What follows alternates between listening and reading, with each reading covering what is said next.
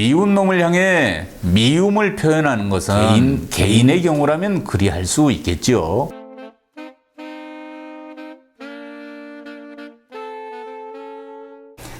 미국과 일본은 좋은 나라, 북한과 중국, 러시아는 나쁜 나라, 이렇게 구분하는 사람의 말을 듣게 된다면 국제정치학도로 평생을 살아온 저로서는 가슴이 답답함을 느낍니다.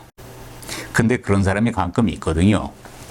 세상을 선과 악으로 구분하는 것이 습성화되어 있는 사람들이 제법 있어요.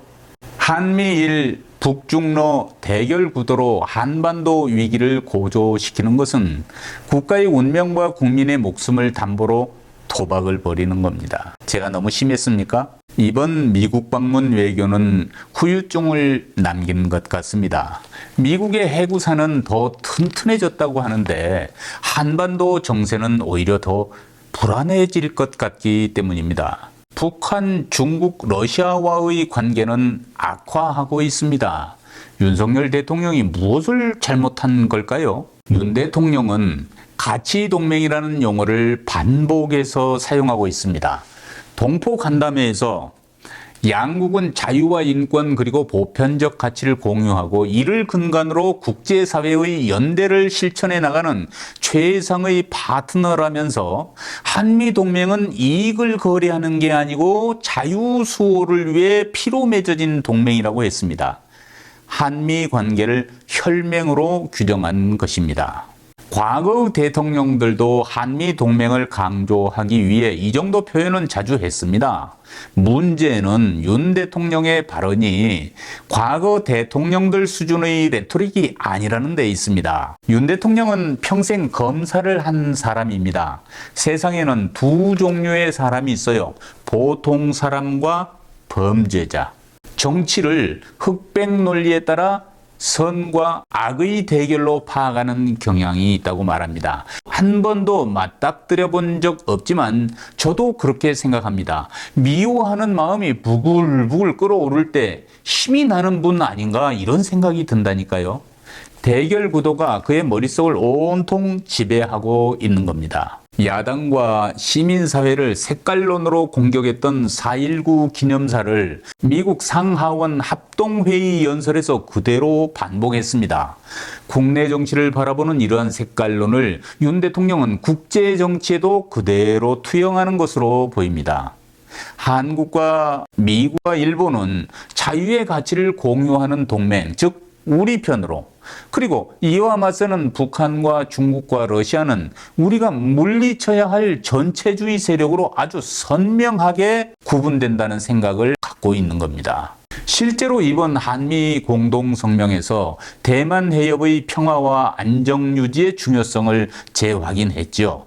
불법적인 해상 영유권 주장, 매립 지역의 군사화 및 강압적 행태를 포함하여 인도 태평양에서의 그 어떤 일방적인 현상 변경 시도에도 강력히 반대한다고 중국을 겨냥한 발언을 했지 않습니까? 공동 기자회견에서는 러시아의 우크라이나 침공과 같이 무고한 인명피해를 야기하는 무력 사용은 어떠한 경우에도 정당화될 수 없다는 공동 입장을 확인했다면서 러시아를 겨냥하여 일격을 가했지요. 미운 놈을 향해 미움을 표현하는 것은 개인의 경우라면 그리할 수 있겠지요. 국가는 그렇게 해서는 안 되는 겁니다. 우리 대통령의 인식과 행동이 아주 아슬아슬하게 느껴지는 거예요. 영원한 적도 영원한 동지도 없는 국제사회의 냉혹한 현실과 동떨어진 인식입니다. 역대 우리나라 대통령들의 대외정책 노선에서 이탈하는 것이기도 합니다. 19세기 말 열강의 각축에 제대로 대처하지 못해 나라를 잃었던 우리나라 국민은 누구나 국익 최우선 실용주의 외교 노선을 체득하고 있습니다. 역대 대통령들도 국내 정치의 이념과 노선은 다양했어요. 하지만 대외 관계에 있어서는 가치나 이념이 아니라 국익 최우선 실용 노선을 채택했습니다. 한미 동맹이 아니라 언제나 대한민국 국익을 중심으로 판단을 했던 겁니다. 예외가 없어요. 1953년 이승만 대통령이 미국의 한미 상호 방위조약 체결을 강하게 요구한 이유는 북한의 재침을 막기 위해서였습니다. 미국을 압박하려고 반공포로를 석방하기도 했지요. 1972년 박정희 대통령은 7.4 남북 공동성명에서 자주, 평화, 민족 대단결을 통일 3대 원칙으로 천명했습니다. 73년에는 우리에 대해 적대적이지 않은 한 이념과 체제를 달리하는 공산 국가들에 대해서도 문호를 개방한다는 6.23 선언을 발표했습니다. 대미 군사력 의존을 줄이기 위해 자주 국방을 했고요. 심지어 핵무기까지 개발하려고 나섰지 않습니까? 또 전두환 대통령은 중국 공군기 망명 사건 등을 국교가 없던 중국과 신뢰를 쌓고 관계를 개선한 기회로 삼았습니다. 노태우 대통령의 북방 정책은 원교근공 전략에 의한 것이었습니다. 북한의 문을 열기 위해 소련, 중국과 먼저 수교했습니다. 노태우 대통령의 북방 정책과 대북 정책은 김대중 대통령의 햇볕 정책으로 이어졌지요. 김대중 대통령은 평생에 걸쳐 한반도 평화를 연구하고 고민한 분이죠. 1971년 대선에 출마하면서 4대국 안전보장론을 내놓았을 정도입니다. 그의 해안과 집념은 2000년 사상 최초로 남북 정상회담이라는 역사적 사건을 만들어냈지 않습니까? 김대중 대통령은 우리 4강 외교는 1동맹 3친선 체제가 되어야 한다. 미국과는 군사동맹을 견고히 유지하고 중국, 일본, 러시아와는 친선 체제를 유지해야 한다. 한반도는 4대국 이해가 촘촘히 얽혀있는 기회이자 위기의 땅이다. 도랑에 든 소가 되어 휘파람을 불며 양쪽의 풀을 뜯어먹을 것인지 열강의 쇠창살에 갇혀 그들의 먹이로 전락할 것인지 그것은 전적으로 우리에게 달렸다. 나라를 책임진 사람들이나 외교관은 어느 누구보다 깨어 있어야 한다.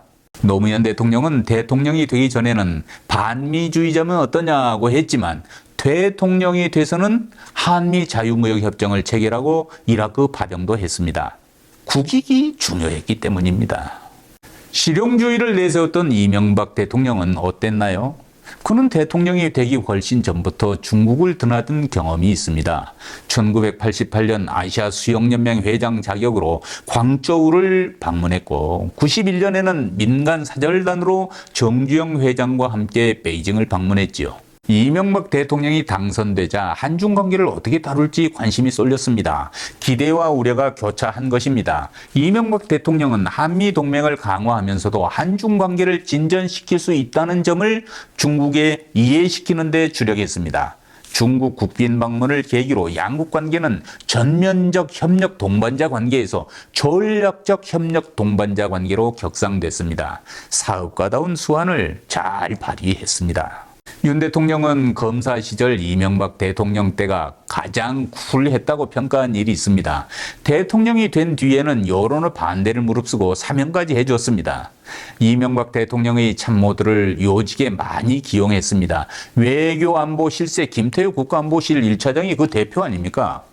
그렇다면 다른 대통령의 조언은 몰라도 이명박 대통령의 외교안보 분야 조언은 받아들여야 할 것입니다. 이명박 대통령은 국정회고록 대통령의 시간에 이런 지혜를 남겼습니다. 나는 어느 한쪽과의 관계가 강화되면 다른 쪽과의 관계는 악화된다는 식의 제로섬 논리가 한미 관계와 한중 관계에 적용될 필요는 없다고 보았다. 외교는 다양한 분야에 걸친 복합 다중의 관계로 이루어지며 한국이 필요로 하고 추구하는 한미 관계와 한중 관계를 미국과 중국이 동시에 이해하도록 만들어 나가야 한다고 생각한다. 어떻습니까? 참 기가 막힌 얘기 아닙니까? 물론 이명박 대통령 시기와 지금은 국제 정세가 많이 다릅니다. 트럼프와 바이든의 미국은 중국을 견제하며 동맹국의 동참을 압박하고 있습니다. 과거보다 우리에게 선택의 여지가 별로 없는 것도 사실입니다. 아무리 그래도 미국과 일본은 좋은 나라, 북한과 중국, 러시아는 나쁜 나라로 구분하는 윤석열 대통령의 사고방식은 이건 용납하기 어렵습니다. 한미일 북중러 대결 구도로 한반도 위기를 고조시키는 것은 국가의 운명과 국민의 목숨을 담보로 도박을 벌이는 겁니다. 여러 가지 논란과 비판에도 불구하고 저는 윤 대통령이 애국심을 발현시키고 있다고 믿습니다.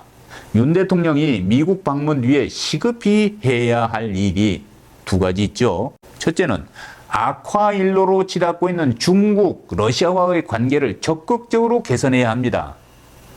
둘째, 여야 대표들과의 회담이나 기자회견을 열어서 방미 성과를 설명하고 공유해야 합니다. 그래야 우리 국민이 조금이라도 더 안전해질 수 있습니다.